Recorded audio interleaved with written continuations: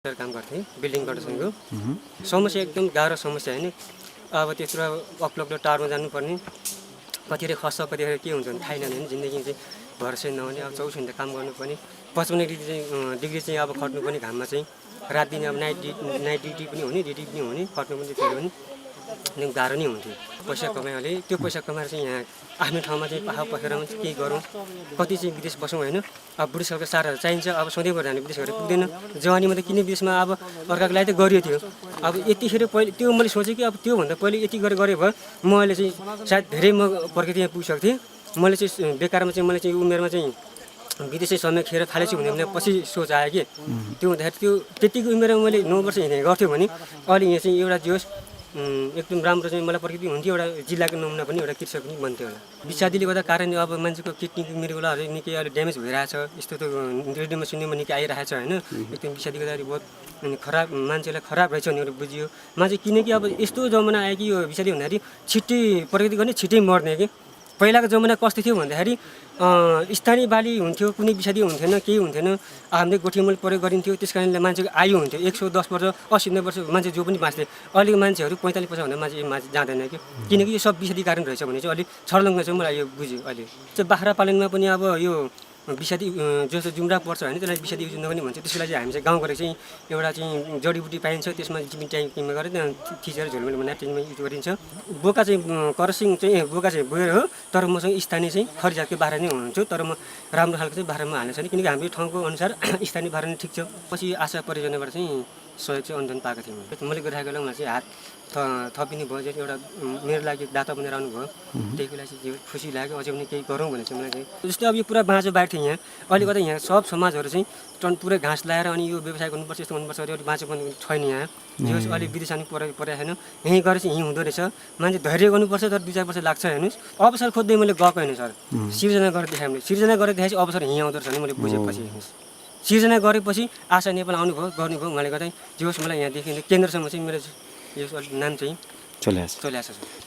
नेपाल सरकारले चाहिँ अब यस्तै अब सहयोग अनुदान गरिदिएको भयो होइन। जस्तै अब उसले पुरा सहयोग नगर्ने लोन दिएको भयो सोलिड ब्याज दरमा दिएको भए हामी चाहिँ केही गर्थ्यौँ। पर्माकल्चर भनेको वास्तवमा यो पर्मानेन्ट एग्रिकल्चर त्यो भनेको के भने जस्तो एउटा किसानको उसमा विषादी प्रयोग नगरेर अनि अर्ग्यानिक पद्धतिबाट खेती गर्ने अनि त्यो खेती पनि यस्तो होस् त्यहाँ चाहिँ आवश्यक पर्ने मल त्यसलाई चाहिने गाईबस्तुको गाई बाख्रा पशुपालन अनि तिनलाई चाहिने घाँस अनि आफ्नो त्यो एउटा किसानलाई आवश्यक पर्ने तरकारी खेती अन्नबालीको खेती नगदे बाली हैन अनि त्यसमा मौरी पालन यस्ता सबै चिजहरू एउटा किसानको उसमा हुनुपर्ने कम्प्लिट पूर्ण किसान हैन। त्यसमा चाहिँ विषादी रहित पद्धतिबाट उसले चाहिँ उत्पादन गरे हुन्छ। पर्माकल्चरको उसमा अब हाम्रो यहाँ चाहिँ अब दैलेखमा हाम्रो आशाको सहयोगमा हाम्रो मेघनाथ आलेजीवाले सुरु गर्नुभएको छ। सुरुमा हामीले उहाँलाई चाहिँ अगुवा किसानको रूपमा भनेर छोटो 2-4 दिनको अगुवा किसान तालिम दियौँ। त्यसपछि उहाँले अगुवा किसानको उसमा अलिकति केही गर्ने खालको उहाँको जोस जाँगर अलिकति केही गर्ने खालको लक्षण देखिएपछि अनि उहाँलाई चाहिँ अगुवा किसानलाई सहयोग भनेर आशाबाट हामीले चाहिँ उहाँलाई 1.5 लाख रुपियाँको मात्रै हामीले सहयोग गरेको हो। अनि त्यो 1.5 लाख रुपियाँको सहयोगले उहाँले चाहिँ अब यो बाख्रा पालनको लागि फोहोर यो उसलाई चाहिँ व्यवस्थित गर्नुभयो। त्यसपछि हामीले आशाको उसबाट यो पर्माकल्चर लागि किसान छनौट गरेर पर्माकल्चर तालिम दिने भन्ने थियो त्यसको लागि उहाँलाई छनौट गरेर हामीले यो काभ्रेको हसेरा भन्ने उसमा चाहिँ यो पर्माकल्चर सेन्टरमा पठायौँ र उहाँले चाहिँ 14 दिनको पर्माकल्चर ट्रेनिङ लिएर आउनुभयो। त्यो ट्रेनिङ लिएर आएपछि यो माघभन्दा पछाडिदेखि उहाँले चाहिँ यो कामहरू सबै सुरुवात गर्दै हुनुहुन्छ। यसमा चाहिँ किसानलाई चाहिने डाले घाँस पनि छ भुइँ घाँसहरू पनि छ नगदे बाली पनि छ तरकारी खेती पनि छ बाख्रा पालन पनि छ अनि बाख्राको लागि त्यो ट्रिटमेन्ट गर्ने डिपिङ ट्याङ्कहरू छ अनि बाख्राको लागि चाहिने घाँसहरू भुइँ घाँस डाले घाँसहरू गरेर उहाँले चाहिँ अरू आफ्नो जग्गा प्लस अरू किसानहरूको जग्गालाई पनि भाडामा लिएर त्यो लिजमा लिएर अनि त्यो किसानको गरेर अलिकति वृहत रूपमा गर्नलाई उहाँले जुरुमुराइरहनु भएको छ। त्यसमा चाहिँ अब हामीले चाहिँ कहाँ यसो प्राविधिक सपोर्ट गर्नुपर्छ त्यो प्राविधिक सपोर्टहरू गरिराखेका छौँ र वास्तवमा उहाँ चाहिँ अहिले त अब किसानहरूको पाठशाला सञ्चालन गर्ने आफ्नो चाहिँ एउटा पर्माकल्चर समूह छ अनि उहाँहरू चाहिँ हप्तामा एकचोटि अब 10 दिन 15 दिनमा एकचोटि जम्मा हुने गर्नुहुन्छ अनि यो पर्माकल्चर तालिमको के अरे यो पद्धतिबारे उहाँले चाहिँ सिकाउनुहुन्छ समूहका मान्छेहरूलाई उ गर्नुहुन्छ र आफू प्लस अरू 18-20 जना कति उहाँको चाहिँ एउटा समूह छ पर्माकल्चर समूह त्यो समूहलाई पनि सँगसँगै अगाडि बढाउने गरी एउटा पुरै समूहले नै यो अर्ग्यानिक खेती पद्धतिमा जाने किसिमले त्यो सोच्ने काम गर्दै हुनुहुन्छ। अहिले सुन्तलामा के रोग देखिया हो? अलिकति यहाँ किनभनेपछि व्यवस्थापनको लागि पनि अलिकति समस्या भयो होइन। अब प्राविधिक सरसल्लाह हुन त अब नजिकको अहिले यो जोन कार्यक्रम होइन कृषि आधुनिकीकरण यो जोन कार्यक्रमले पनि सहयोग गरिराख्नु। चिस्टर ट्याङ्कर भन्ने एउटा रोग छ होइन, यो पातहरू खोइलिने होइन। अनि त्यसपछि अलिकति अब यहाँ किसानहरूलाई तालिमहरू दिएर अहिले त्यो बोडोपेस्ट र निलाथोथोको घोल बनाएर उनीहरूले प्रयोग गरिराखन्। पहिला राम्रो थियो, अहिले बिचमा यो उत्पादन भइरहेछ। अहिले नयाँ अब हामीले यहाँ यो जोन कार्यक्रमबाट अब सकभर बाहिरबाट कलमी बिरुवाहरू ल्याएर लगाउने भन्ने कुरो छ। खाल्टाहरू अब तयारी गरेर पुरानोलाई हटाएर नयाँ हामीले बिजुभन्दा पनि यहाँको बिजुभन्दा पनि बाहिरबाट कलमी ल्याएर लगाउने भन्ने कुराहरू।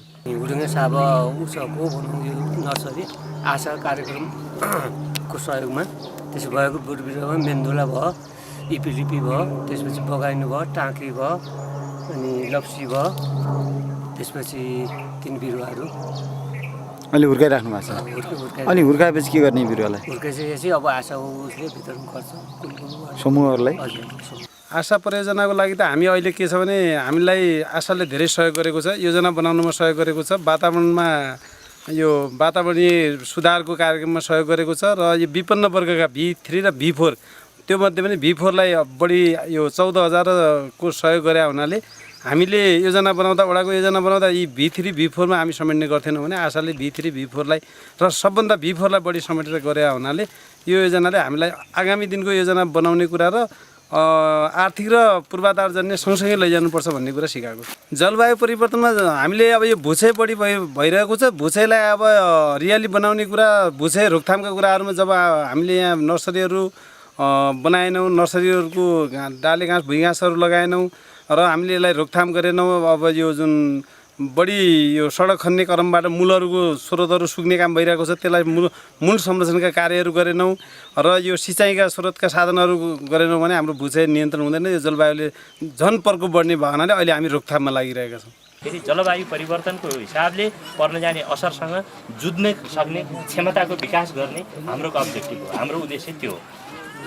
र त्योसित सँगसँगै जनताको जुन गरिबी न्यूनीकरणको कुराहरू छन्, विपन्न वर्गहरू छन्, सङ्कटासन्नको हिसाबले B4 वर्ग भनेर हामी भन्छौँ, ती B4 वर्गका जनताहरूको जीवनस्तरलाई सुधार गर्ने, उकास्ने र जलवायु परिवर्तनको हिसाबले त्यो जलवायु परिवर्तनको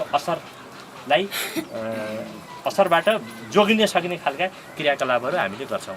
पाठा, बाख्रा, बाछा, भैँसी कसरी बचाउने ठाउँ अप्ठ्यारो थियो। अनि कहिले ती पाडाहरूका बच्चा जन्मिँदाखेरि त्यहीँ मरेको बिहान भेटिन्थ्यो। अनि ठाउँ अप्ठ्यारो भएर अहिले अनि आशा कर्मचारीज्यूहरूले सब तालिम दिनुभयो, सब आउनुभयो, निरीक्षण गर्नुभयो, खोरहरू सुधार गर्न, सबै बाख्रा पाल्ने यसरी हो, खोर यसरी बनाउने हो, अनि यसरी भगारो सुधार गर्ने हो, अनि यसरी गाई भैँसी रोगबाट यसरी बच्छन्, अनि यसरी आफ्नो गाई भैँसीलाई संरक्षण गरेपछि सेवा गरेपछि आफूलाई पनि फाइदा हुन्छ, घिउ हुन्छ, दही दुधबाट आफू स्वास्थ्य पनि बन्छ अनि भनेर सबै आशाको कर्मचारी ज्यूहरूले हामीलाई तालिम दिनुभयो। घर परिवारहरूलाई पानी लिनलाई पनि अलिक असुविधा, बर्तनहरू पनि ठुल्ठुलो हुने, बालबच्चाहरू पनि अब डोटेर चोट लाग्ने, बट्टा लाग्ने, यताउता गर्ने, त्यो अवस्थाबाट चाहिँ हामी वञ्चित, लुटचोटबाट वञ्चित र अहिले अब घर घर गएर समाजको खानेपानीलाई आरामसित घर चाहिँ अब 1 लोटा गाउँ जति भर्यो भने आफ्नो चाहिँ चाहिएअनुसार पानी भराएको, पानी खानलाई सदुपयोग भइरहेछ। अनि बचेको पानीलाई तरकारीमा हामी सदुपयोग गर्ने। हाम्रो लागत सर आशा नेपालको चाहिँ 6 लाख रुपियाँ, गाउँपालिकाबाट पाउनुपर्ने रकम 60,000 रुपियाँ, 6,60,000 लागत। 800 मिटर लामो छ। घर दूरी हाम्रो 17 घर दलितहरूलाई त लगभग 500बाट माथि मिटर टाढा थियो भने हामीहरूलाई लगभग 300 भन्दा माथि टाढा पनि फेरि फरक थियो, तलमाथि फरक थियो भने अहिले अब पानी त्यही पानी लगेर हामीले सबैलाई अब दिनभरि चाहिँ यतातिर चल्छ भने रातभरि हामीले उता यो आशा आयोजनाले एउटा नयाँ तरिका सिकाइदियो। अब त्यो अनुसार हामीले त्यो तयार पनि गऱ्यौँ। त्यसपछि त्यहाँ हाम्रा गाउँघरका जुन हाम्रा आर्थिक अवस्थाहरूलाई मध्यनजर गरेर उहाँहरूको अवस्थालाई पनि हामीले वर्गीकृत गर्यौँ। को V4 भनेर असाध्यै जोखिम वर्ग हो, असाध्यै अप्ठ्यारो अवस्थामा छ, ऊ आफ्नो सहाराबाट स्थापित हुन सक्दैन, त्यसलाई सहयोगको आवश्यकता छ। त्यसलाई चौथो वर्गमा राखौँ अथवा V4 मा राखौँ। त्यसपछि V3, V2 र V1 भनेको त अलिकति आफै पनि स्थापित हुन सक्ने, आपत आइलाग्दा आफै पनि स्थापित हुन सक्ने वर्ग हो भनेर उहाँहरूले आफै छुट्याउनु भयो। त्यो छुट्याएको कारणले गर्दा अहिले हामीलाई केही पनि अप्ठ्यारो छैन। अहिले सेवा सुविधाहरू वितरण गर्दा सबभन्दा पहिला हामी त्यो V4 वर्गलाई प्रोत्साहन गरेका छौँ, त्यो वर्गलाई फोकस गरेका छौँ। त्यसले गर्दा हिजो कसैले पनि अहिले विरोध ल्याउन सक्नुहुन्न। संस्थाको बाटो हामीले पहिल्याउन सक्यौँ। जब योजनाको चरणमा अहिले गइसकेपछि जब हामी योजना गर्ने काममा लागिरहेका छौँ, अब अहिले पूर्वाधार र कृषि त्यसपछि अब पशु भनेर हामीले विभाजन गऱ्यौँ र पूर्वाधारतिर 3टा योजना हाम्रा सम्पन्न भएका छन् र एउटा योजना निर्माणाधीन अवस्थामा छ। प्राविधिक कारणले अहिले 0 मात्रै सुरु गर्न पुग्यौँ हामी त्यहाँनिर। ठुलो जङ्गल हो अनि ऊ त्यहाँ माथिको त्यो देखेको चुचुरा अनुसार धेरै तल खनियो। त्यस पछाडि यो पनि पुनः फेरि खन्ने अनि फेरि यहाँबाट अर्को बाटो सर्टकट हान्ने अनि यो जङ्गल त नष्टै हुन्छ। हाम्रो खानेपानीको लागि पनि असर भइरहेछ। यहाँ धेरै बुटाहरू थिए सर, कति हजार अनुमान किनभने साना साना बच्चाहरूको साना पोथ्राहरू पनि थिए, ठुला ठुला रुखहरू पनि थिए। भनेपछि यहाँ धेरै घना बस्ती घना थियो जङ्गल, सब नास्थिए। हामीले भनेको यस्तो गर्न मिल्दैन भने गाउँपालिकाले हो हाम्रो हो, हामीले निर्णय गरेर दिएको अनि कसैले केही गर्न सक्दैन भन्ने कुरा गर्नुभयो। त्यति भनिसकेपछि हामीले केही गर्न सकेनौँ सर। मैले एकजनालाई सोधेको थिएँ यस्तो गर्न मिल्दैन के गराउनुहुन्छ भने होइन गाउँपालिकाले यहाँ यस्तो गराउँछ, अफिस बनाउँछ या ऊ बनाउँछ भनिसकेपछि म एउटा मान्छेले के भन्न सक्छु र। कुनै निर्णय नभएर यो भएको वन समितिको म पनि एउटा समितिभित्रको मान्छे हो, तर हामीलाई थाहा नभएर यहाँ मिटिङ बस्यो। अस्ति 15 गते मिटिङ बसेको थियो, यस्तै नष्ट भइसकेपछि हामीलाई सोधिएन, म त मिटिङमा पनि गएन। मलाई सही गर्न आउनुहोस् भन्थेँ, म सही पनि गर्दैन भनिदिएँ। गर्न पनि म गर्दैन, म जान पनि जाँदिनँ, म एक्लै छु भने।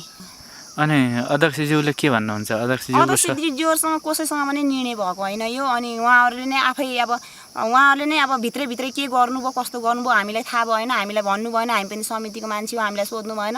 अस्ति 15 गते मिटिङ बस्नुपर्ने हो, हामीलाई बोलाउनु भयो सही गर्नुहोस् भन्थेँ, म गर्दैन मैले सही भन्नु। गाउँपालिकाको वडा अध्यक्ष अनि अध्यक्षहरू हिजो पनि खेमरा सर यहाँ आउनुभएको थियो हेर्नलाई, खोइ के भन्नुभयो के कुरा भयो त्यति बुझिएन। उहाँ यहाँ हेरेर फर्किहाल्नु भयो। एउटा पानीको मुहान सर यहाँ सिधै तल छ, यहाँ तल। अनि त्यो पुरा यो पानीको यो उसले बालुवाले यो बालुवा या ढुङ्गा यो गिटीहरूले सबैले पुरिसकेको छ, सानो पानी जान्छ। अनि हाम्रो खाने पानीको मुहान भनेको उहाँ छ भाँडे गइरा पारी ट्याङ्की। अनि त्यहाँदेखि आउँछ अनि जाने आउने बाटो पनि अवरोध छ, गाई बाख्रा वस्तुहरू ल्याउन पनि मिल्दैन सर। गाई बाख्रा चराउने, हाम्रो घाँस काट्ने, सेउला सोर्ने अनि आउने जाने बाटो नै यही हो। अहिले अब यसरी खनेर यस्तो भयो, नाङ्गो भयो। अनि यो बाटो क्यान्सल भयो सर, किनकि उहाँहरूले यहाँ भवन बनाउने हो, यस्तो बनाउने हो, यस्तो भवनहरू यस्तो अफिसहरू बनाउने हो भनेपछि यहाँ तयारी भइसकेको बाटोलाई पनि अब यो पहिरोले सबै यो माटोहरूले सबै पुरिदिएर सबै रुखहरू पुरिएर पहिरोले माटोहरू सबै पुरिएर बाटो क्यान्सल भएपछि उहाँहरूले बाटो उताबाट हान्नुभयो। पारी पनि नासेको छ अहिले, उहाँबाट हामीहरू उहाँबाट पनि हेर्न सक्छौँ। आज डोजर उहाँ पारी पुगेको छ, उहाँ पनि धेरै जङ्गलहरू नमासिएको छ। यहाँ त अब हल्का हान्नु थियो हानिहाल्नु भयो, नष्ट भयो। अहिले फेरि उहाँ पनि दिनौँ रुखहरू ढलेका छन्, दिनौँ रुखहरूका साना बच्चा बुटाहरू पुरिएका छन्। अनि म एउटा मान्छेलाई कति बाठो हुन्छस् किन बोल्छस् त भनेर भन्नुहुन्छ, तर बोल्न पनि हुँदैन। मेरो अरू समाजका कोही मान्छे बोल्नु भएको छैन, कसैले केही भन्नुभएको पनि छैन, कसैले प्रश्न उठाउनु भएको पनि छैन। खै त जनता पनि उनै मान्छेहरूको पछाडि मिलेको हो कि जनतालाई खै के गरेर तिनीहरूले आफ्नो कब्जा लिएको हो कि कुरै बुझ्न सक्दैन म त यहाँको। लापा भनेको स्थानीय अनुकूल कार्ययोजना हो। यो स्थानीय यो अनुकूल कार्ययोजना भनेको हामी पूर्ण सहभागितामूलक प्रक्रियाबाट जलवायु परिवर्तनले सङ्कटासन्नता अवस्थामा रहेका गाउँ समुदायका व्यक्तिहरू हुनुहुन्छ, उहाँहरूको चाहिँ व्यक्तिहरू हुन्छ अथवा टोल बस्तीमा हुनुहुन्छ, त्यसलाई चाहिँ हालसम्म अवलम्बनका जुन अनुकूलन क्रियाकलाप हो त्यसलाई चाहिँ एउटा डकुमेन्टेसन गरेर अथवा त्यसलाई दस्तावेज तयार गरी जुन दस्तावेजलाई हामी कार्यान्वयन गर्छौँ त्यसलाई हामी लापा स्थानीय अनुकूलन कार्ययोजना भन्छौँ। स्थानीय अनुकूलन कार्ययोजना हाम्रो पहाड छानाका किसानका लागि अनुकूलन आयोजना आशाको कार्यान्वयनको मुख्य पोइन्ट नै हो र हामीले स्थानीय अनुकूलन कार्ययोजना जुन हामी वडा अनुसार बनाउँछौँ हामी त्यो हामी बनाउनलाई सहजीकरण गर्छौँ। त्यो वडाबाट हामी त्यसलाई इन्डोर्स गराउँछौँ र त्यहाँ वडामा त्यो जुन लाभामा भएका अनुकूलन क्रियाकलापहरूलाई हामी जुन प्राथमिकताका आधारमा छनौट गरेर प्रत्येक वर्ष हामी हाम्रो आशाको बजेट अनुसार अथवा गाउँपालिका नगरपालिकाको साझेदारीमा हामी ती क्रियाकलापहरू गर्छौँ। र आशा खास गरी आशाले 7वटा स्टेप जुन आशाले बनाउने स्थानीय अनुकूलन कार्ययोजना लापा छ त्यो लापाका 7वटा स्टेप छन्। ती 7वटा स्टेप पनि हामीले यहाँ पनि देख्न सक्नुहुन्छ।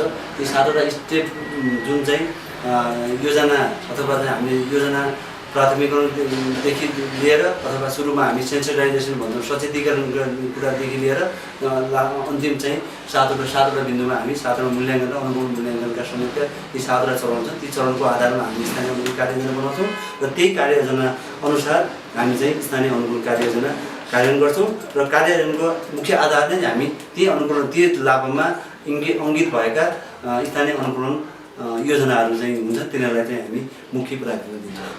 अहिले घर आँगनमै आयो पानी? पहिला कति समस्या थियो? पहिला लाग्थ्यो 1-1.5 घन्टा लाग्थ्यो। अहिले धेरै सुविधा भएको छ। पहिला धेरै समस्या थियो, अब 1-1.5 घन्टा पानी ल्याउनु लाग्थ्यो। अहिले घर नजिक आएको छ।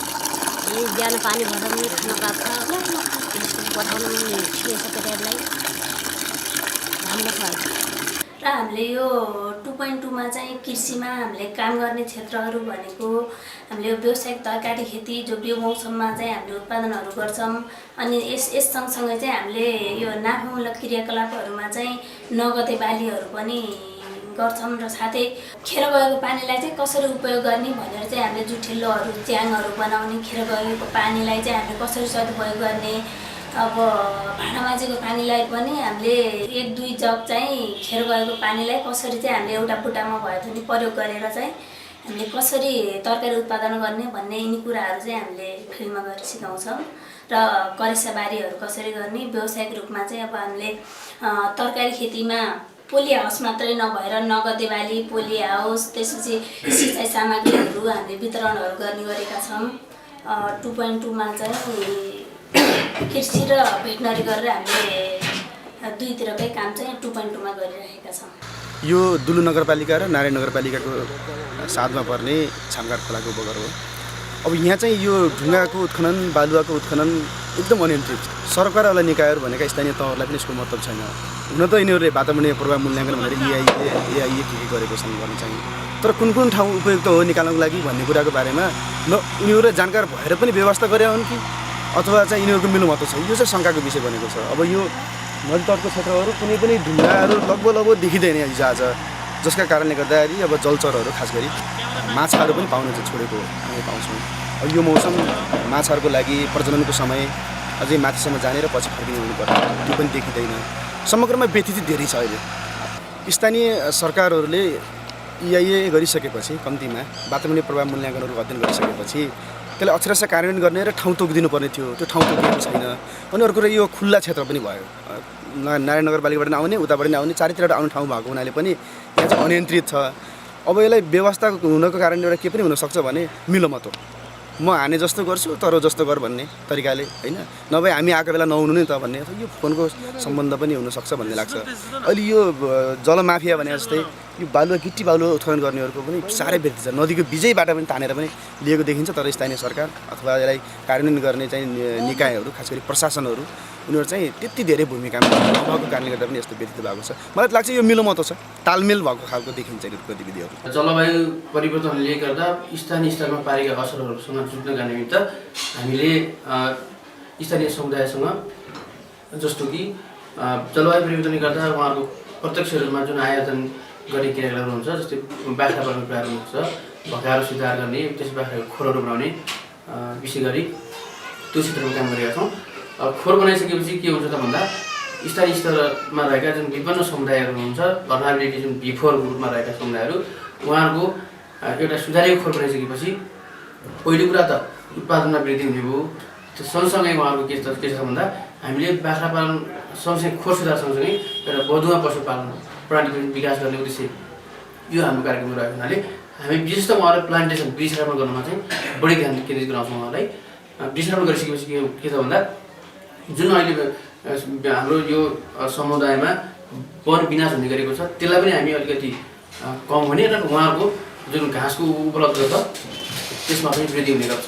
अर्को के छ त भन्दा पशुपालनतर्फ अरू भकारो सुधार गरिसकेपछि उहाँहरूको पहिलो कुरा त व्यवस्थित भकारो हुने भयो, उत्पादनमा वृद्धि हुने भयो होइन। उहाँहरूको जुन स्थानीय स्तरमा हुने कठिनहरू छन् जस्तो कि भकारो अव्यवस्थित भएपछि पशुपालनमा हुने समस्याहरू एबर्सन हुने होइन, त्यसपछि आएर बिचमा डिस्टोकियाहरू देखिने, त्यसपछि आएर अर्को अरू समस्याहरू हुन्छ, त्यो समस्याबाट एउटा मुक्त हुनुहुन्छ। त्यसै गरी अर्को कुरा के त भन्दा भकारो सुधार मल सफा गर्नको निम्ति पनि पहिला जति समय लाग्छ त्यो समय भकारो सुधार गरेपछि उहाँलाई एकदम कम लाग्ने गर्छ र कम लागिसकेपछि त्यो बचेको समय छ जुन त्यो समय भनेको स्थानीय किसानले बालबच्चाको चाहिँ पढाइ खर्चदेखि लिएर स्थानीय स्तरमा तरकारी बाली लगायतका अन्य काममा चाहिँ उहाँले प्रयोग गर्नुहुन्छ। र त्यसै गरी यो भकारो सुधार गरिसकेपछि हामीले अर्को उद्देश्य भनेको मूत्र सङ्कलन गरेर हामीले जुन अहिले यो हाम्रो देशमा चाहिँ मौल आएको जुन विषादी छ विषादीहरू यसलाई चाहिँ हामीले विस्थापित गर्ने भन्ने हामीले स्थानीय स्तरमा जुन पिसाब छ त्यो पिसाबलाई एक माना पिसाबमा चाहिँ 4 माना पानी हाल्ने र सँगसँगै तपाईँको चाहिँ तरकारी बालीमा प्रयोग गर्ने। त्यसले गर्दा हामीले अर्ग्यानिक तपाईँको तरकारी उत्पादन पनि हामीले जोड दिने भन्ने हाम्रो उद्देश्य रहेको छ। त्यसै गरी हामीले काम गर्छौँ। क्लाइमेट चेन्जको पर्सपेक्टिभमा भन्नुपर्दा विश्वमै हाल चाहिँ तापक्रम उच्च दरमा वृद्धि हुँदै गइरहेको र वर्षा चाहिँ कम मात्रामा भएको, वर्षाको ट्रेन्डिङ सिस्टम पनि त्यो चाहिँ बिग्रिरहेको। त्यसले चाहिँ के छ भने जस्तो जुन सिस्टमले वर्षा भइरहनु पर्थ्यो, प्रेसिपिटेसन भइरहनु थियो, पानी परिरहेको थियो, त्यो पर्ने सिस्टम चाहिँ बिग्रेर इराटिक रेनफल, यसलाई चाहिँ अनावृष्टि अतिवृष्टि भन्छन्। यी कुरा यसरी भएको कारणले क्लाइमेट चेन्जले विश्वमा नै असर परिरहेको छ भन्ने कुरा महसुस भयो। अब यसको असर चाहिँ नेपालमा पनि यसको असर चाहिँ भइरहेको छ। यद्यपि नेपालले चाहिँ जलवायु परिवर्तनमा त्यति धेरै कन्ट्रिब्युसन गर्दैन। भन्नु मतलब जलवायु परिवर्तन कसरी भयो भने हाम्रो पृथ्वीमा एक किसिमको ग्यासहरू छन्, ती ग्यासहरू चाहिँ पृथ्वीलाई तापक्रमलाई मेन्टेन गर्नलाई, ताप दिइरहनलाई सहयोग गर्छ। त्यो ग्यासहरू चाहिँ धेरै मात्रामा बढ्यो। त्यो ग्यासहरू बढ्नुको कारण भनेको चाहिँ औद्योगिकरण हो, मुख्य कारण चाहिँ औद्योगिकरण हो। यो भनेको मानवीय एउटा क्रियाकलाप हो। यो मानवीय क्रियाकलाप औद्योगिकरणमा नेपाल कमजोर छ, तैपनि नेपाल चाहिँ नेपालको छिमेकीहरू एकातिर भारत एकातिर चाइना छ। यिनीहरूले चाहिँ धेरै मात्रामा यस्ता किसिमको carbon dioxide, methane, sulphur dioxide जस्तो यस्ता किसिमको ग्यासहरू धेरै मात्रामा उत्पादन गर्ने भएको कारण नेपाल चाहिँ धेरै मात्रामा असरमा जोखिममा परिरहेको छ। नेपालमा ती जोखिमलाई एउटा त न्यूनीकरण गर्ने, एउटा चाहिँ अनुकूलन गर्ने दुईवटा उपाय छ। त्यो दुईवटा उपायमध्ये हामी चाहिँ अनुकूलनको काम गर्छौँ। त्यो अनुकूलनको काम चाहिँ हामीले यो प्रोजेक्ट मार्फत गर्छौँ। यो प्रोजेक्ट मार्फत चाहिँ हामीले अनुकूलनको काम गरिरहँदा कस मार्फत कसलाई दिने त, कसलाई चाहिँ अनुकूलन क्रियाकलाप चाहिँ कसरी सपोर्ट गर्ने त भन्ने कुरामा चाहिँ हामी साना किसानलाई सपोर्ट गर्छौँ। साना किसान, हाम्रो प्रोजेक्टको नाममा पहाडी साना किसानलाई अनुकूलन आएको छैन, त्यो कारणले हामीले साना किसानलाई सहयोग गर्छौँ। साना किसान भनेको चाहिँ पहाडमा 0.2 हेक्टर जमिन जो कल्टिभेटेड ल्यान्ड, त्यो चाहिँ के भन्छ खेतीयोग्य जमिन चाहिँ 0.2 हेक्टरभन्दा कम हुनेलाई चाहिँ हामी साना किसान भन्छौँ। र ती साना किसानहरूलाई चाहिँ हामीले लाभामा भल्याबटै ऱ्याङ्किङ गरेको हुन्छ V1, V2, V3 and V4 भनेर। जो धेरै मात्रामा असर परेको V4देखि V3, V2सम्म गरेर चाहिँ हामी सहयोग गर्छौँ। दैलेको कन्टेक्स्टमा भन्नुपर्दा चाहिँ क्लाइमेट चेन्जको कारणले धेरै मात्रामा सुक्खा खडेरी भएको छ। पहिलाको पानीको मुहानहरू सुकिरहेको छ भने अहिले जति पनि हुनुपर्ने पानी उपलब्ध हुनुपर्ने त्यो पानीको मात्रा चाहिँ घटिरहेको छ। त्यो कारणले यो मात्र नभएर अन्य प्रकोपहरू पनि धेरै छन् यहाँ। अहिले चट्याङ पर्ने समस्याहरू धेरै बढेको छ यहाँ। त्यसपछि बाढीको अनि पहिरोको पनि एकदम धेरै मात्रामा यहाँ प्रकोप परिरहेको छ। त्यसपछि पशुमा बालीमा रोग किराहरू चाहिँ बढिरहेको छ। नयाँ प्रजातिहरू चाहिँ वनमा उत्पादन भइरहेको छ। त्यो कारणले हामीले यी कुरालाई न्यूनीकरण अनुकूलन गर्नको लागि साना किसानलाई हामीले ग्रान्ट दिएर सपोर्ट गर्छौँ। जो कि विकसित मुलुकमा विकसित राष्ट्रमा भएको भन्दा यहाँको अनुकूलन कार्य चाहिँ फरक हुन्छ किनकि हामी विकासोन्मुख राष्ट्रमा साना किसानहरूले गरिरहेको क्रियाकलापलाई जलवायु परिवर्तनले पारेको असरलाई चाहिँ कम गर्नको लागि हामीले विकासोन्मुख राष्ट्र भएको कारणले हामीले त्यही किसिमका साना स्मल स्केल इन्टरभेन्सन भन्छ साना सहयोगहरू चाहिँ थोरै मात्रामा उहाँहरूलाई आवश्यक परेको कृषिमा के आवश्यक छ, पशुमा के आवश्यक छ, वनमा के आवश्यक छ, आम्दानी वृद्धि गर्नमा परम्परागत पेसालाई चाहिँ इन्कम जेनेरेसन आम्दानी वृद्धि गर्नमा चाहिँ कसरी सहयोग गर्न सकिन्छ भन्ने यी कुरामा चाहिँ हामीले सपोर्ट गर्ने गर्छौँ। सङ्कटासन्न घरधुरीमा काम गर्दै जाँदा पहिला त यो समूह भन्ने त्यति थिएन, समूह नै थिएन। समूहहरू जे आमा समूह थियो त्यही पनि पैसा पुर्याउने अनि पैसा लिने। त्यो जलवायु परिवर्तन सम्बन्धी अहिले धेरै कुराहरू भएको छ होइन। अनि हाम्रो महिलाहरू पनि एक आपसमा अलिकति उठेर आफ्नो परिचयसम्म दिन नसक्ने महिलाहरू आफ्नो परिचय दिन सक्नु भएको छ होइन। अनि यो सङ्कटासम्म घरधुरी हामीले यो भिफो वर्गलाई र भित्री वर्गलाई यो वर्षमा हेर्ने गरिरहेका छौँ होइन। त्यही अवस्थामा महिलाहरू एकदम जोखिम अवस्थामा जलवायुजन्य प्रकोपको कारणले गर्दा एकदम जोखिम अवस्थामा हुनुहुन्थ्यो। हाम्रो यो आशा आयोजनाबाट उहाँहरूले यो मुहान संरक्षण सहितको खानेपानी योजनाहरू को काम भएको छ। मुहान संरक्षण सहितको काम भएकोले उहाँहरू टाढा पानी लिन जानु पर्थ्यो। उहाँहरूको समयको बचत हुन्थेन। 1-2 घन्टाको बाटो हिँडेर जानुपर्ने, पालो पर्खिनुपर्ने त्यस्तो अवस्था थियो। तर अहिले यो हाम्रो मुहान संरक्षण सहितको खानेपानी बनेको कारणले गर्दा उहाँहरूले समयको बचत भएको छ। त्यो समयको बचतमा उहाँहरूले बच्चाबच्चीलाई टाइममा खाना पकाएर स्कुल पुर्याउन सक्ने हुनुभएको छ। ती बहिनीहरूलाई एकदम दिनभरि वनमा जाने अनि गाई गोरु बाख्रा पशुहरू सबै वनमा लिने, दिनभरि गाई गोरुसँग डुल्ने अनि एक त वन विनाशको पनि नाश हुन्थ्यो होइन। उहाँहरूको समयको पनि बचत हुन्थेन। अहिले चाहिँ उहाँहरूले हाम्रो यो आशा आयोजनाबाट आशा प्रोजेक्टबाट चाहिँ हाम्रा यी पकाएर सुधार खोर सुधार जस्ता प्लास्टिक टनेल अनि योजनाहरू बनेकोले उहाँहरूले खोर बनाउनु भएको छ र उहाँहरूले 1-2 घन्टामै आफ्नो घरको बारीमा बोट बिरुवा लगाउनु भएको छ। त्यही घाँसहरू उहाँहरूले 1-2 घन्टामा ल्याएर गाई बाख्रालाई झुन्डाउनुहुन्छ अनि बाख्रा पनि आरामले दुईतिरबाटै हावा छिर्ने झ्यालहरू भएको चाहिँ खोर बनेको छ होइन। त्यसले चाहिँ महिलाहरूको समय एकदमै सदुपयोग भएको छ र त्यो सदुपयोग भएको समयमा उहाँहरूले चाहिँ आफ्नो घरमा अरू अन्य काम गरेर उहाँहरूले अन्य सिपहरू पनि सिक्न सक्ने समयको बचत भएको छ। हाम्रो आशा आयोजनामा हाम्रो लापा निकै नै महत्त्वपूर्ण एउटा पद्धति हो अथवा टुल्स हो। हामी स्थानीय अनुकूलन कार्ययोजना बिना कुनै पनि समुदायमा कार्य गर्दैनौँ अथवा हाम्रो स्थानीय अनुकूलन कार्ययोजनालाई कार्यान्वयन गर्ने मुख्य आधार भनेकै लापा हो। त्यसरी हाम्रो पहाडी साना किसानका लागि अनुकूलन आयोजना आशामा लापा निकै महत्त्वपूर्ण टुलको रूपमा मानिएको छ। अब यो स्थानीय अनुकूलन कार्ययोजना लापा भनेको समुदाय स्तरमा समुदायले कोही सहभागितामा तयार पारेको एउटा दस्तावेज हो। यसमा वडा तह टोल तथा अन्य साना साना बस्तीहरूबाट जनसहभागिता भई त्यो समूहमा भएका अनुकूलनका क्रियाकलापहरू के छ, कस्ता चाहिँ सङ्कटासन्नता परिवारहरू छन्, कस्तो चाहिँ त्यहाँको चाहिँ अहिलेको अवस्था छ, त्यसको बारेमा डिटेल रूपमा छलफल गरी तयार पारिएको दस्तावेज लापा हो। र लापा अब यो पुनः सहभागितामूलक प्रक्रियाबाट जलवायु सङ्कटासन्नताको अवस्थालाई पहिचान गर्ने एउटा दस्तावेज हो। यसमा खास गरी हामी 4वटा कुरा धेरै महत्त्वपूर्ण हुन्छ। एउटा सङ्कटासन्नतामा परेका घर परिवारहरूको विश्लेषण गर्ने, उनीहरूको सङ्कलन गर्ने। अर्को सङ्कटासन्नतामा रहेका हाम्रो बस्ती टोलहरूको चाहिँ वर्गीकरण गर्ने अथवा पहिचान गर्ने।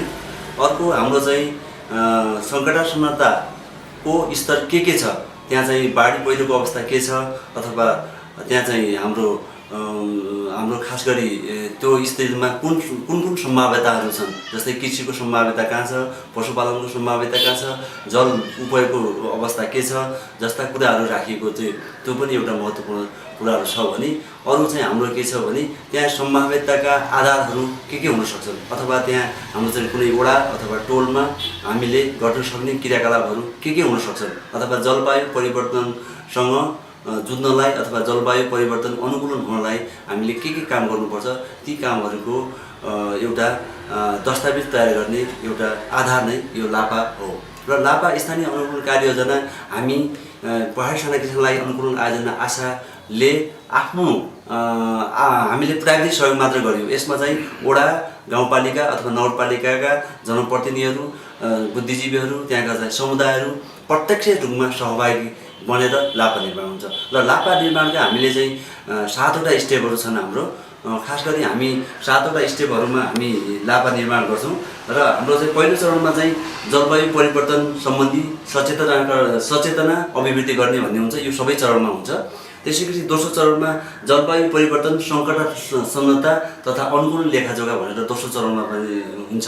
त्यसैगरी तेस्रो चरणमा अनुकूलनका अवसरको खोजी तथा प्राथिपीकरण भनेर तेस्रो चरणमा हुन्छ भने चौथो चरणमा स्थानीय अनुकूलन कार्ययोजना तर्जुमा हुन्छ र पाँचौँ चरणमा योजना प्रक्रियामा स्थानीय अनुकूलन कार्ययोजना समायोजन, छैटौँ चरणमा स्थानीय अनुकूलन कार्ययोजना कार्यान्वयन र सातौँ चरणमा अनुकूलन कार्ययोजनाहरूको अनुगमन मूल्याङ्कन भनेर 7औं चरणमा हुन्छ। र पहिलो चरण जुन सचेतनाका क्रियाकलाप हो त्यो चाहिँ सबै चरणमा लागू हुन्छ भने अनुगमन तथा मूल्याङ्कन पनि सबै चरणमा हुन्छ। त्यसैले हामी 7वटा चरणमा स्थानीय अनुकूलन कार्ययोजना तयार गरी स्थानीय तहका आवश्यकताहरूलाई जलवायु अनुकूलन बनाउनको लागि जलवायु अनुकूलित राख्नलाई हामी स्थानीय तहमा हाम्रो चाहिँ योजना हामी कार्यान्वयन गर्छौँ। र स्थानीय अनुकूलन कार्ययोजनामा हामीले 1 वर्षमा एउटा वडामा हामी 89 लाख रुपियाँ चाहिँ हामी खर्च गर्छौँ। त्यसमा चाहिँ टुकमा हाम्रो चाहिँ 2टा कम्पोनेन्ट छन्। 2.1 मा हामी भौतिक निर्माणसँग सम्बन्धित योजनाहरू सुरु गर्छौँ भने 2.2 मा चाहिँ हामी नाफामूलक उत्पादनसँग सम्बन्धित योजनाहरू सुरु गर्छौँ र यसको लागि हाम्रो मुख्य आधार नै लापा हो। त्यसैले हामीले गाउँपालिकाले त्यो लापालाई आफ्नो चाहिँ आफ्नो योजनामा समायोजित गरेर त्यो लापामा भएका क्रियाकलापहरू क्रमशः हामी त्यहाँ यो लापाको अवधि 3 वर्ष हुन्छ र त्यो 3 वर्षको अवधिमा क्रमशः ती लापाका क्रियाकलापहरू सञ्चालन गर्छन्। त्यसैले अब मैले अन्तमा भन्न चाहेँ स्थानीय अनुकूलन कार्ययोजना नै यो चाहिँ आशाको एउटा महत्त्वपूर्ण टुल हो। यसले चाहिँ स्थानीय तहका आफ्नो चाहिँ आवश्यकताहरू सम्भाव्यताहरू र जलवायु सङ्कटासन्नता अवस्थाहरू पहिचान गरी यसले चाहिँ दस्तावेजको रूपमा तयार गर्छ र त्यो जलवायु अनुकूलन हुनको लागि अथवा जलवायु अनुकूलित कार्यहरू गर्नलाई यसले चाहिँ मार्गनिर्देशन गर्दछ। र हाम्रो आशा हामीले चाहिँ यो लापा चाहिँ हाम्रो अलिकति आशाको लापा अलिकति फरक छ। हाम्रो लापालाई हामी लापा मात्र नभएर हामी इन्हान्स लापा अथवा सुदृढ लापा भन्छौँ।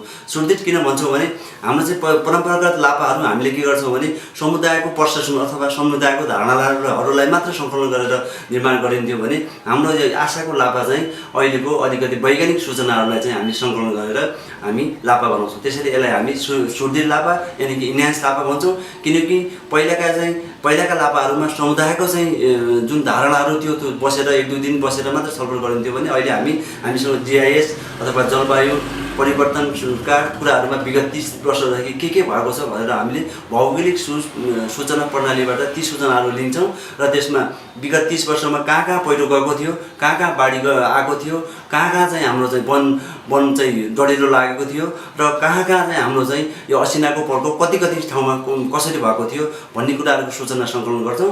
र ती सूचनाहरूलाई हामी चाहिँ जुन वडा तह अथवा चाहिँ हाम्रो चाहिँ बस्ती तहमा जुन हामी छलफल गर्छौँ, जुन स्थानीय अनुकूलन कार्ययोजना निर्माणका लागि छलफल गर्छौँ, त्यसमा पनि विगत 30 वर्षमा यो छ र तपाईँको अवस्था के छ, यहाँ यो ठिक हो कि नै भनेर भनेपछि समुदायले ती भएका कुराहरूलाई चाहिँ क्रस भेरिफिकेसन गर्छन् अथवा त्यसलाई प्रमाणीकरण गर्छन् र त्यो प्रमाणीकरणबाट पुष्टि भएका तथ्याङ्कहरूलाई हामी विश्लेषण गरेर लापामा राख्छौँ। त्यसैले हाम्रो लापालाई हामी इन्हान्स लापा अथवा सुदृढ लापा भन्छौँ र सुदृढ लापालाई नै हामी स्थानीय अनुकूलन कार्ययोजना चाहिँ भनेर भनेका छौँ र यसलाई नै हामी गाउँपालिकाबाट नगरपालिकाबाट र हामी स्थानीय अनुकूलन कार्ययोजना जुन आशाको चाहिँ एउटा मापदण्ड छ त्यही अनुसार हामीले यसलाई चाहिँ कार्यान्वयन गर्नलाई हामी प्रतिबद्धता छौँ र यसलाई कार्यान्वयन गरिरहेका छौँ। सोसियल मोबिलाइजर साथीहरूलाई चाहिँ परिचालन गरेका छौँ। विभिन्न वार्डहरूमा वार्डको प्रत्यक्ष निगरानीमा रहेर हाम्रो चाहिँ सामाजिक परिचालक साथीहरूले चाहिँ यो आयोजनाका विभिन्न क्रियाकलापहरू उपायोजनाका प्रस्तावहरू ल्याउने, त्यसपछि तिनीहरूको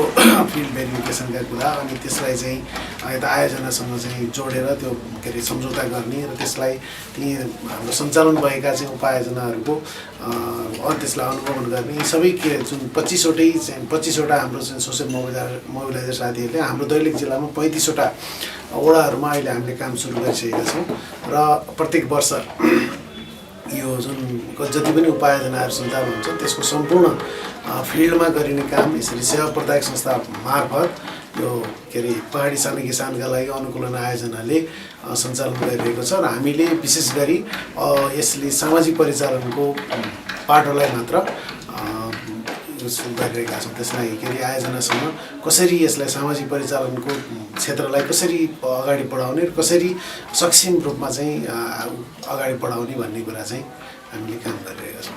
खाली ठाउँहरूको पहिरो बुछिएको प्रकोप भएको ठाउँहरूमा चाहिँ एकदम विपन्न घरधुरीलाई छानेर नर्सरी निर्माण गर्छौँ।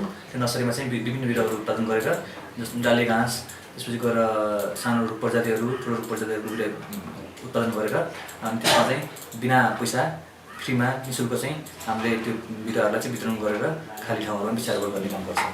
हाम्रो चाहिँ पहाडी साना किसानको लागि अनुकूल आयोजनामा अहिले वर्ष चाहिँ 5वटा नर्सरी छ 4वटा गाउँपालिका नगरपालिकामा।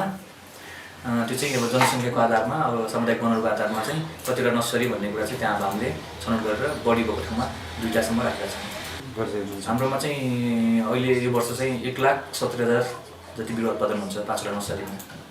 अनि त्यो उत्पादन भएको बिरुवा चाहिँ किसानहरूलाई दिनुहुन्छ? हजुर, किसानहरूलाई, सामुदायिक वनहरूलाई, प्रविधि वनहरूलाई चाहिँ हामी वितरण गर्छौँ निःशुल्क।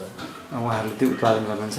हजुर, उत्पादन गर्छ। कस्ता कस्ता खालका छन् बिरुवाहरू? बिरुवाहरूमा चाहिँ डाले घाँस प्रजातिहरूमा चाहिँ अब अम्लिसो, बकाइनो, नेपियर, अनि त्यसपछि मलाटो, भटमासे आदि प्रजाति छन्, किम्मोहरू छ। त्यो प्रजातिमा चाहिँ कोइरालो, टाँकी, लप्सी, पिलिपिल, सिसौँ, त्यसपछि चिउरीहरू छ। हाम्रो वन क्षेत्रको लागि चाहिँ नर्सरी उत्पादनको लागि चाहिँ बजेटहरू जस्तो हामीले अब हाम्रो चाहिँ आशाबाट गएको भनेको चाहिँ 10 लाख चान्चुनमा छ। गाउँपालिका नगरपालिकाको चाहिँ त्यसमा केही रकम हाल्नुभएको छ गाउँपालिका नगरपालिकाहरूले, त्यो रकम चाहिँ 5 लाख बराबरमा छ र समुदायको श्रमदान चाहिँ 4 लाख जति छ। त्यसरी चाहिँ काम गरिरहेको छ? हजुर, त्यसरी काम गरिरहेको छौँ। र अरू चाहिँ जस्तो दैलेखमा अब रुख प्रजातिहरू नभएको एकदम डिग्रेडेड वनहरू छ, त्यसमा चाहिँ हामीले अब उनीहरूले चाहिँ कार्ययोजना बनाउन नसक्ने अवस्था छ। त्यस्तो वनहरूलाई छानेर हामीले कार्ययोजना पनि बनाइदिएको छौँ आशाबाटै। आशा परियोजनाबाट स्वीकृत भएका जुन कार्ययोजना छ, जुन समुदायहरू मार्फत चलाउने जुन कार्यक्रमहरू छ, त्यसको चाहिँ विशेष गरी अब यो क्लाइमेट चेन्ज रेजिलियन्स बिल्डअप गर्ने सम्बन्धित छन् र त्यसमा चाहिँ हामीले हेरेको अनुगमन गरेको यो नर्सरीको अनि त्यसपछि सिँचाइको खानेपानीहरूको त्यसो गरियो, जो चाहिँ के छ भने स्थानीय समुदायलाई आवश्यक परेको खाँचो परेको र यी सान्दर्भिक परियोजनाहरू छ, त्यो आयोजनाहरू छ, त्यो आयोजना पनि राम्रोसँग सञ्चालन भएका रहेछन्, सम्पन्न भएका रहेछन्, कुनै चाहिँ सम्पन्न हुँदै रहेछ हैन। अब त्यो चाहिँ अब केही हाम्रो त्यो अनुगमन टिमबाट पनि त्यहाँ केही सुधार गर्नुपर्ने कुराहरूको केही सुझावसहित दिएर त्यो गर्ने प्रतिबद्धता चाहिँ गरेको र त्यहाँ स्थानीय समुदाय पनि लाभान्वित भएको चाहिँ छ। र यी जुन आयोजनाहरू छ त्यो आयोजनाले चाहिँ हाम्रो जलवायु परिवर्तनको पुनरुत्पादनशीलता अथवा चाहिँ क्लाइमेट चेन्ज रेजिलियन्स चाहिँ बिल्डिङ हुने कामहरू चाहिँ भएको छ र साथसाथै स्थानीय समुदायहरूको जीविकोपार्जन र आय आर्जनका अवसरहरू पनि सृजना हुने र स्थानीय समुदाय चाहिँ बढीभन्दा बढी लाभान्वित हुने देखेको छु। र यो सँगसँगै यसले चाहिँ हाम्रो वन व्यवस्थापनमा पनि स्थानीय उपभोक्ता समूहहरूबाट यसमा भरपुर उपयोग हुने भन्ने आशा समेत गरेको छु। यो एउटा जिम्मेवारी सार्वजनिक भूमिका निर्वाह गरेको व्यक्तिमा हुनुपर्ने कुरा हो। त्यसकारण आशा आयोजनाले पनि यो भूमिका निर्वाह गरेको छ। यसलाई म वडा कार्यालयको तर्फबाट, वडा अध्यक्षको तर्फबाट हार्दिक स्वागत गर्नु पनि चाहन्छु। र साथै के हो त भन्दा हामीले यो कुरा आजको कुरालाई अब हामीले हाम्रो कार्यकालमा सिकाइको रूपमा जानुपर्छ भन्ने कुरा मैले बुझेको छु र मैले हाम्रो योजनाहरूलाई पनि हाम्रो सार्वजनिक सुनाइका कार्यक्रम, सार्वजनिक बहसका कार्यक्रमहरू पनि हामीले दुल्लो नगरपालिकामा गरे जस्तै हामीले वडा कार्यालयमा पनि गरिरहेका छौँ र हामीले यसलाई वर्षमा 2 चोटि गर्ने भूमिका पनि निर्वाह गरिरहेका छौँ। त्यसैले यो आयोजनाहरू आज यो ठाउँमा आउँदा र यसरी अनुगमन गर्दा के जानकारी हुन्छ भने काम गर्ने अभिभावक अथवा उपभोक्ताहरूले पनि बुझ्नुहुन्छ अब हामीले काम राम्रो गर्नुपर्छ, यसको कुरा रिपोर्ट हुँदो रहेछ, हाम्रो पनि केही जानकारी हुँदो रहेछ, हाम्रा कुराहरू पनि सुन्ने मौका पाइँदो रहेछ र कसैलाई बजेटको बारेमा सार्वजनिकरण नभएको कुरा पनि यो कुराले प्रस्ताउने रहेछ र जति सक्दो कुरा के हुन्छ भने उपभोक्ताले निर्वाह गर्नुपर्ने भूमिका पनि राम्रोसँग गर्नुपर्छ भन्ने कुरा आजको यो अनुगमनको पाटोबाट हामी सम्पूर्ण उपभोक्ताजीहरूले पनि बुझ्नुपर्ने कुरा हुन्छ। पहिला त हामी चौकी मधुस कोसीहरू बनाएको थियौँ, हामी यस्तो आरा चलाउन सिकेका थिएन। यसपालिबाट अब आरा पनि चलाउन सिक्यो, चिरा र यसपालि काठबाट अब फलियोहरू यो टेबलको खुट्टाहरू अलि बढी निस्किने छ, अलि बढी आउँछ। पहिला हामी यस्तो काम गरेका थिएन, बन्चुर बसुला खाली बन्चुर बसुलाको काम मात्रै, यस्तो आरा चिज्ने त्यो काम हामीले गरेका थिएनौँ। अहिले राम्रै लागेको छ। पहिला त हामी त्यो यस्तो आराको काम चिर्ने काम गरेका थिएनौँ, यसपालिबाट लागेको छ। अब यो धेरै कुरा गर्न छ भने आरा चिर्न सिक्यो, यति कुरा मात्रै। पहिला त हामी त्यो आराको काम गरेका थिएन, अब यसपालिबाट हामी लागेको छ। पछि पनि अर्को सुते आइसक्यो भने झन् सकिन्छ। हामीलाई धेरै बढी टेबलहरू कुनै चिजहरू अब यो गाउँमा बनाउँछन्, त्यस्तै मिस्त्री काम हामी गरिसक्यो भने धेरै अलि फाइदा हुन्छ हामी पहिला गरेको त्यो कामभन्दा। समस्या केन्द्र राउटे समुदायको उत्थानका लागि, राउटे समुदायको सशक्तिकरणका लागि र राउटे समुदायमा भएका नराम्रा अभ्यासहरूलाई न्यूनीकरण गरेर उनीहरूको जीविकोपार्जन सुधार गर्ने उद्देश्यले हामीले राउटे परियोजना सञ्चालन गरेका छौँ। त्यही सन्दर्भमा राउटे समुदायहरूले हामी काम गर्ने क्रममा काठहरू खेर जाने, वनजङ्गल धेरै नासिने कारणले गर्दा हामीले यिनीहरूलाई तालिम दिएर नयाँ अत्याधुनिक साधनहरूको तालिम दिएर कम्ती धेरैभन्दा धेरै जस्तो हामीले गाउँमा हेर्दा राउटे समुदायहरूले के गर्नुहुन्थ्यो भने उनीहरूले रुख काट्दाखेरि 70% खेर जान्थ्यो, 20 देखि 30% चाहिँ परेको हुन्थ्यो भने अब उहाँहरूलाई यो तालिम सञ्चालन गरिसकेपछि 20 देखि 30% खेर जाओस् र 70 देखि 80% चाहिँ परेको होस् भन्ने हिसाबले हामीले यिनीहरूलाई यो तालिम सञ्चालन गरिरहेछौँ। सँगसँगै के हो भने अब अहिले मान्छेहरूको कस्तो छ भने अत्याधुनिकतिर गइरहेका छन्। उनीहरूलाई अत्याधुनिकतिर गइरहेको बेला राउटे समुदायलाई पनि त्यो खालको सिपहरू दिएर राउटे समुदायलाई सशक्तिकरण गरेर त्यो खालको सिप दियो भने मार्केटमा बिक्री हुने खालका सामानहरू निर्माणको लागि उहाँहरूलाई हामी तालिम सञ्चालन गरिरहेका छौँ। पहिला उनीहरूले दुईवटा मात्रै कुरा बन्चर र बसुला मात्रै प्रयोग गर्थे, अब अहिले आरो प्रयोग गर्दा, रन्दा प्रयोग गर्दा, यस्तो गर्दा अलिकति पहिलाको उनीहरूकोले जुन मौलिकताका साथ बनाउँथे त्योभन्दा अलिक फरक त हुने नै भयो। तर त्योसँग हामीले मौलिकता पनि ख्याल गरेर अलिकति फिनिसिङ सँगसँगै राउटे समुदायको सशक्तिकरण र यिनको जीवोपार्जन सुधार गर्ने उद्देश्यले यो चाहिँ सुरु गरेका हौँ। हामीले विगत 9 महिनादेखि जुन जब राउटे समुदायमा काम गऱ्यौँ, राउटे समुदायको लागि हामीले काठमाडौँमा एउटा संस्थासँग मिलेर त्यहाँ पनि एउटा सोरुम छ र सुर्खेतमा हामीले सामूहिक केन्द्रले आफै पनि सोरुम राखेका छौँ। तर त्यो सोरुम राख्दा र काठमाडौँमा गएर हामीले उहाँहरूसँग छलफल गर्दा राउटे समुदायको सामानहरू यसरी मोडिफाई गऱ्यो भने अलिकति मार्केट जान सक्छ, बिक्री हुनसक्छ भन्ने हामीले त्यो सल्लाह पायौँ। त्यो सल्लाह पाएको र अनि राउटे समुदायको जीविकोपार्जनमा सुधार हुने र उहाँहरूको सल्लाहलाई पनि यो दुइटै कुरालाई म्याच गरेर अगाडि बढ्नको लागि हामीले चाहिँ यो अहिले उनीहरूलाई यो तालिम चाहिँ सञ्चालन गर्ने कुरा गरेका हौँ। बनाएका सामग्री बिक्रीको के समस्या त छैन? छैन एकदम छ। अब कुनै सामानहरूको धेरै डिमान्डहरू छ, त्यो खालको सामानहरू त उहाँले हामीलाई दिन पनि सक्नु भएको छैन। मैले सुनेको एउटा चाहिँ उसको चाहिँ उहाँहरूले प्रयोग गर्ने त्यो एउटा आरी भन्ने हुन्छ, त्यो आरीको चाहिँ झन्डै $1000 बिक्री हुन्छ अरे होइन। अब हामीले चाहिँ के भने यो पहिला यिनीहरूलाई यो खालको सिकाउँ र पछि बिस्तारै त्यो आरी नै बनाउन सिकाएर धेरैभन्दा धेरै आरी उत्पादन गरेर कुरा गर्ने। अहिले काठमाडौँमा मार्केट के को रहेछ भने डाडुको, पुन्युको, यो सानसाना कोसीहरूको चाहिँ मार्केट धेरै छ। काठका कोसीहरूको, डाडुको, पुन्युको काठकै छ। अनि अर्को कुरा अहिले काठको मालाको पनि डिमान्ड रहेछ। हामीले अहिले बिस्तारै पहिला यो कुरा सिकाएर अनि काठको माला बनाउन सिकाउने, काठका ती सानसाना डाडु पुन्युहरू बनाउन सिकाउने, काठका चम्चाहरू बनाउन सिकाउने यो र त्यसलाई चाहिँ मार्केटमा पठाउने र त्यसले बिक्री धेरै हुन्छ। जसरी बिक्री बढी धेरै भयो भने उहाँहरूको चाहिँ बिक्री धेरै भयो, जब उहाँहरू पैसा धेरै कमाउनुहुन्छ त्यसकारण उहाँहरू भोकै बस्नु पर्दैन, जीविकोपार्जन सुधार हुन्छ भन्ने उद्देश्य हामीले लिएका हौँ। यो भगवती माई गाउँपालिकामा कृषिको लागि हामीले गत वर्ष नै एउटा राम्रो खालको बजेट विनियोजन गरेका थियौँ। हामीले गत वर्ष जब म निर्वाचित भएर पहिलो गाउँसभा सुरु भयो, गाउँसभामै सबभन्दा बढी मैले नै कृषिमा बजेट विनियोजन गरेको थिएँ र बजेट विनियोजनका साथसाथै हामीले त्यो विनियोजन गर्नु मात्रै ठुलो कुरो थिएन। हामीले तत्कालै वार्षिक एउटा कृषि योजना बनायौँ। हामीले प्रत्येक वार्डमा के सम्भावना छ, प्रत्येक वार्डमा के सम्भावना छ र त्यो सम्भावना भएका ठाउँमा के हाम्रा उत्पादनहरू हुन सक्छन् भन्ने खालको हामीले एउटा त्यहाँ 2 दिनको छलफल चलायौँ। र 2 दिनसम्म छलफल चलाउँदाखेरि 2 दिन 3 दिनको हामी छलफल चलाउँदाखेरि सबै वार्ड अध्यक्ष त्यहाँका सदस्यहरूको सबैको हाम्रो वार्डमा यो सम्भावना हो, हाम्रो वार्डमा यो हुनसक्छ भन्ने खालको उनीहरू सबैको रिपोर्टिङ आयो। त्यसै अनुसार हामीले ती के कुन वार्डमा के उत्पादन हुन्छ भन्ने खालको हामीले प्राथमिकरण गऱ्यौँ र एउटा वार्डमा 3 देखि 4 वटा के कार्यक्रमहरू गर्न सकिन्छ भन्ने खालको एउटा प्लान बनाएर हामी त्यसरी लाग्यौँ। र हामीले त्यसको लगतै यो भगवती माई गाउँपालिकालाई मासुमा आत्मनिर्भर गाउँपालिका बनाउने भनेर एउटा निर्णय पनि गऱ्यौँ। र त्यसको लगतै हामीले यो बाख्रा पालन व्यवसायमा हामीले केही बाख्रा पाल्ने कृषकहरूलाई हामीले के गर्न सक्छौँ भन्ने कुरामा हामीले छलफल चलायौँ। र किसानहरूलाई पनि तपाईँहरू यदि व्यावसायिक रूपमा बाख्रा पालन गर्न तयार हुनुहुन्छ भनेपछि तपाईँहरूलाई के आवश्यकता छ, तपाईँले कति रोपनी जमिनमा तपाईँहरूले डाले घाँस लगाउन सक्नुहुन्छ, तपाईँहरूसँग कस्तो खालको उन्नत खालको बाख्राको के समस्या छ, तपाईँहरू समूह मार्फत तपाईँहरूले हामीलाई माग पेश गर्नुहोस् भनेपछि यो भगवती माई गाउँपालिका 1 देखि 7 नम्बर वार्डसम्म 24 वटा समूह छ। 24 वटा समूहले हामीलाई बाख्राको खोर चाहियो भनेपछि 24 वटा समूहमा ती 3 टाले गरेर 24 त्यहाँ 72 वटा हामीले खोर हामीले 25-25 हजार रुपियाँ अनुदान दियौँ।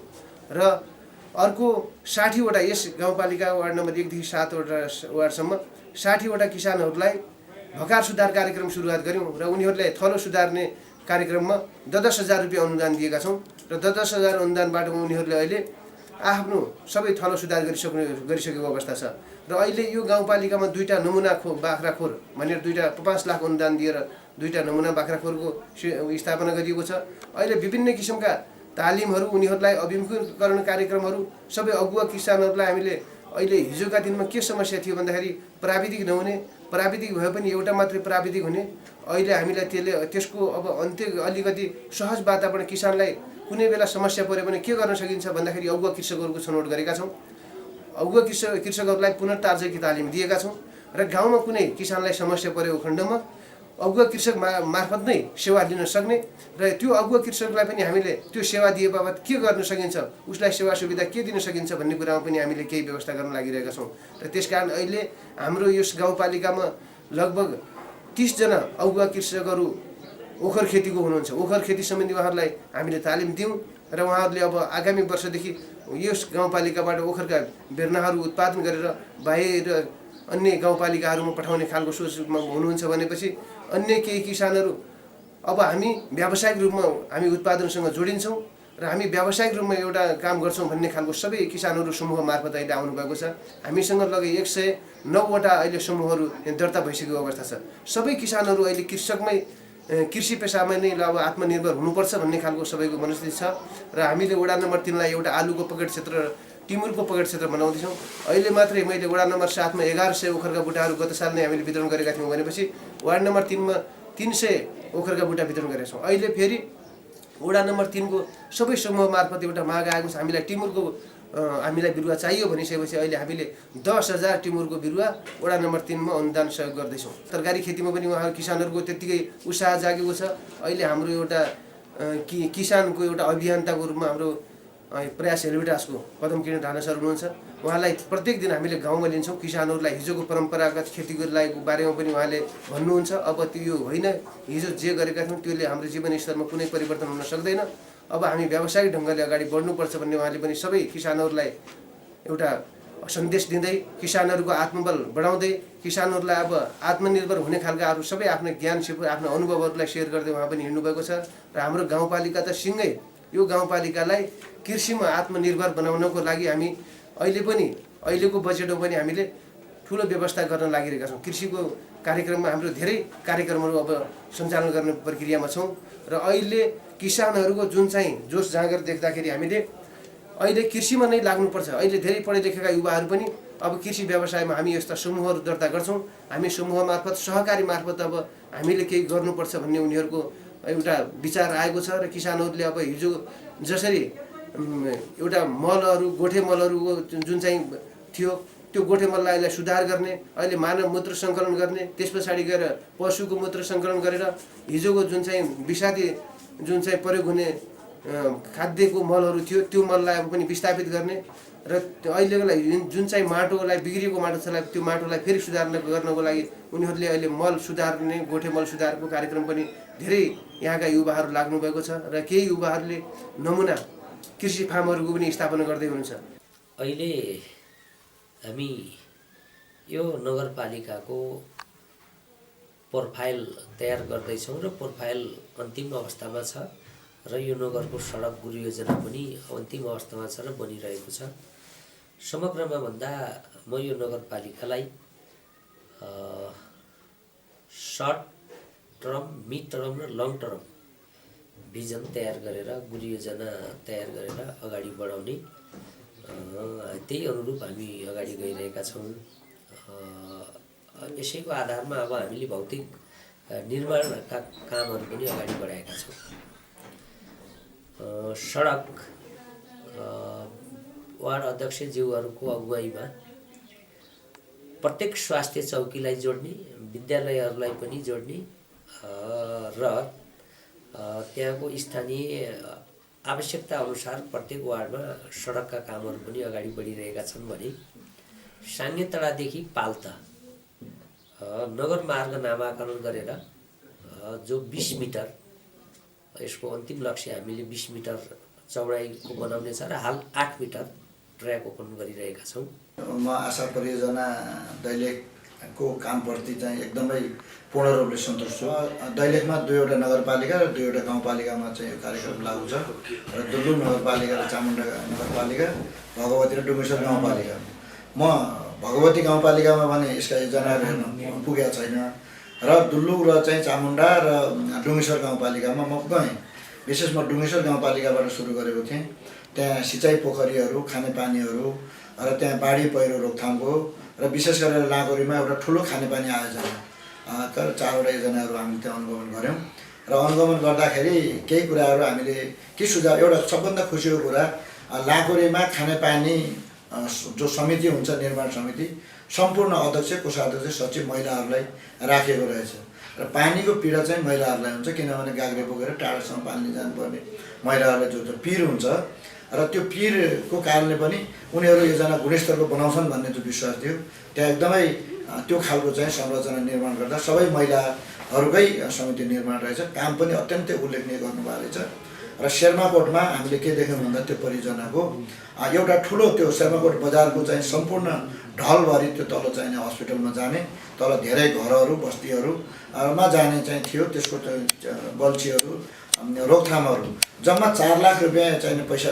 दिएको रहेछ र 1.5 लाख जति वडाको पैसा रहेछ, 5.5 लाख पैसा रहेछ। तर त्यहाँको सहकारीले अथवा त्यहाँको त्यो समुदायले, त्यो घर धनीहरूले, त्यो हेल्थ पोस्टका सबै कर्मचारी साथीहरूले आफूले श्रमदान गरेर त्यो कमसेकम 15 लाख बराबरको चाहिने यदि मूल्याङ्कन गर्ने हो भने वा गाउँपालिका या नगरपालिका या चाहिने केन्द्र सरकारको बजेटमा 15 लाख बराबरको चाहिने त्यो मूल्याङ्कन निस्किन्छ होला यदि गर्ने हो। तर 5.5 लाखले 15 लाख बराबरको काम, यति गुणस्तरीय काम, यति सर्वदान सबैले सर्वदान गरेको चाहिँ पाइयो। अत्यन्तै खुसी लाग्यो। अर्को कुरा हामीले के भन्यो भने जहाँ पोखरीहरू, सिँचाइ पोखरीहरू छ र त्यो जुन खानेपानी घरहरूमा आउँछ र उहाँहरूलाई हामीले के कुरा अनुरोध गरेन, तपाईँहरूले करेसाबारी, अब जुठेलोमा रहेको पानीहरू करेसाबारी बनाएर तरकारीहरू चाहिने सबै ठाउँमा लाउने, खाने, त्यो कुराको पनि अब अलिअलि प्रशिक्षण सबै समुदायलाई अनुशिक्षण कार्यक्रम पनि राख्नुपर्छ भनेर त्यो आशा परियोजनाका चाहिँ प्रमुखलाई हामीले सुझावको रूपमा चाहिँ त्यो कुरा राखेका छौँ। त्यसपछि हामी दुल्लुङमा पनि हेऱ्यौँ। दुल्लुङमा हामीलाई सबैभन्दा खुसीको कुरा के भन्दाखेरि खानेपानी त्यहाँको अत्यन्तै राम्रो छ। त्यसमा पनि उनीहरूले वातावरण पर्यावरणको लागि चाहिने पुरै नर्सरीहरू त्यहाँ निर्माण गरिएको रहेछ, बिरुवाहरू उत्पादन भएको रहेछ र त्यसले वृक्षारोपणको लागि चाहिँ सबैतिर वृक्षारोपणको कार्यक्रम राखेको रहेछ र त्यो असाध्यै खुसीको कुरा त्यो लाग्यो। अर्को कुरा त्यहाँ हामीले एउटा सिँचाइ पोखरी हेऱ्यौँ र त्यहाँ पनि महिलाहरूको ठुलो सहभागिता, पानी पनि असाध्यै राम्रो रहेछ र त्यहाँ सबै त्यहाँका दिदीबहिनीहरूले यो पानीबाट, यो सिँचाइ पोखरीबाट के गर्नुहुन्छ भनेर हामीले प्रश्न गरेका थियौँ। हामीले तरकारी खेती गर्छौँ भनेर उहाँहरूले चाहिने हामीलाई प्रश्न गर्नुभएको थियो। त्यो पनि धेरै राम्रो लाग्यो र दुल्लुङमा पनि त्यो खालको र चामुण्डामा पनि त्यो खालको हामीले चाहिँ हेऱ्यौँ र विशेष गरेर अब यसको सबै परियोजनाको काम अनुसार विपन्न विपन्न गरिबको रेखामुनि भएका समुदायहरूलाई आय आर्जनलाई ठुलो टेवा पुर्याएको चाहिँ एउटा हामीलाई आभास भयो र यो आयोजनाका मैले के भनेको छु भने आयोजनाका डोनरहरू आइसकेपछि अथवा सञ्चालकहरू दैलेखमा आइसकेपछि उहाँहरूसँग पनि मैले भेट्ने इच्छा तीव्र राखेको छु किन दैलेखमा अत्यन्तै वातावरण अनुकूलको बनाउनको लागि अथवा सबै जनताहरूलाई आय आर्जनमा जोड्नको लागि दैलेखका स्थानीय तहका 11 तहका स्थानीय सरकारहरू यो आशा परियोजना साझेदारी कार्यक्रम गर्न उहाँहरू तयार हुनुहुन्छ र मैले आशा परियोजनाको प्रमुखलाई पनि के कुराको सुझाव दिएको छु भने 50 आशा परियोजनाले हाल्दा 50 हाल्न जुन गाउँपालिका नगरपालिका तयार हुन्छ र त्यो कार्यक्रममा चाहिँ हाल्न जरुरी छ र अर्कोतिर विशेष गरेर कृषि र पशुपालन र यो नर्सरी उत्पादन विशेष गरेर जडीबुटी फलफुलका बिरुवाहरू उत्पादन गर्ने कुरामा अलिक बढी जोड दिनुहोस् अब लाभा बनाउँदाखेरि त्यो ढङ्गले अगाडि बढ्नुहोस् भनेर अनुरोध पनि गरेको छु र अत्यन्तै यो कार्यक्रमप्रति म उत्साहित छु र दैलेख जिल्लाका 11 तहमा का स्थानीय सरकार प्रमुखसँग मैले कोर्डिनेसन गरिसकेँ र यो आशा परियोजना कार्यक्रमसँग अरू लागू नभएका गाउँपालिका नगरपालिका अत्यन्तै प्रभावित हुनुहुन्छ र साझेदारी कार्यक्रम गर्न उहाँहरू तयारी हुनुहुन्छ त्यसैले दैलेख जिल्लाका 11 स्थानीय तहमा यो कार्यक्रम लागू गरिदिनु पनि म अनुरोध गर्न चाहन्छु र यो परियोजनालाई जिल्ला समुदायबाट पूर्ण रूपले सहयोग गर्न कहीँनिर वाद विवाद केही कुराहरू आयो भने समाधान गर्नु प्रतिबद्ध कुरा जाहेर गर्न चाहन्छु। धन्यवाद।